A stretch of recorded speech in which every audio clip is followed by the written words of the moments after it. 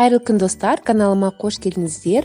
Бүгін өте дәмді голубцалар дайындаймыз. Өте балығын тіл үйіретін болып шықты. Міндетті түрде соңына дейін қарап, менімен бірге дайындап көріңіздер. Егер де ұнап жатса, каналыма жазылып, қоңырауды басуды ұмытпаңыздар. Алда өте көптеген жеңіл және пайдалы рецептер шығады. Ең алдымен орам жапырағымызды ыдысқа салып, қайнатып аламыз. Содан соң күрішімізді 2-3 қайтара жуып, содан кейін су қосып, тұздап, оны жартылай пісіріп аламыз. Орам жапырағымыз осылай қайнағаннан кейін жапырақтары өте оңай ажыратылады.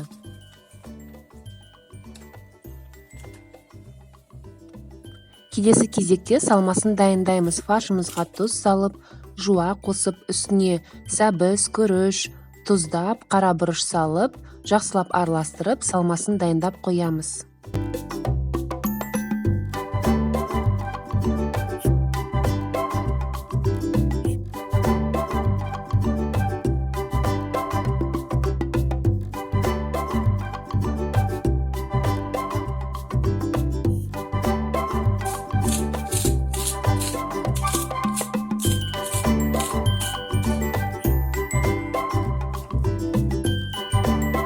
Бәрі дайын болғаннан соң голубцаларымызды жинай бастаймыз. Ішіне салмасын қосып, тік төртбұрыш формасында жақсылап орап дайындап аламыз.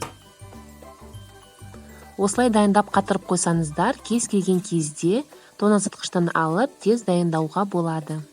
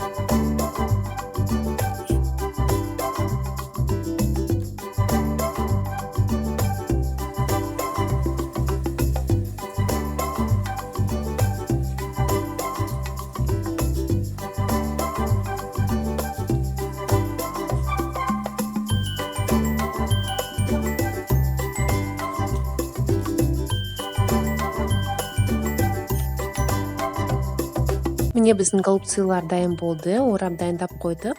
Енді келесі кезекте қазанымызға май құйып, жуамызды салып, қуырып аламыз.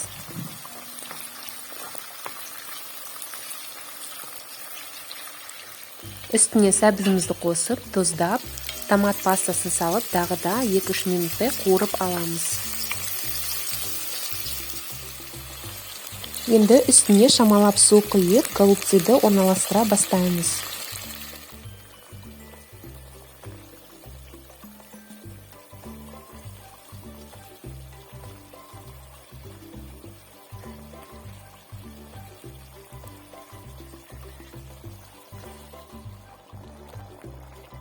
Суымызды орташалап құйып, тұздап, қақпағын жауып, 40 минуттай пісіреміз.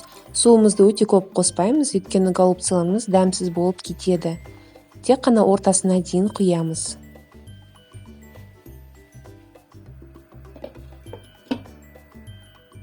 Міне достар, біздің дәмді асымыз дайын болды. Өте жұмсақ, дәмді болып шықты. Міндетті түрде отбасыларыңызға дайындап көріңіздер. Сіздермен болған айым, қош сау болыңыздар. Ас болсын.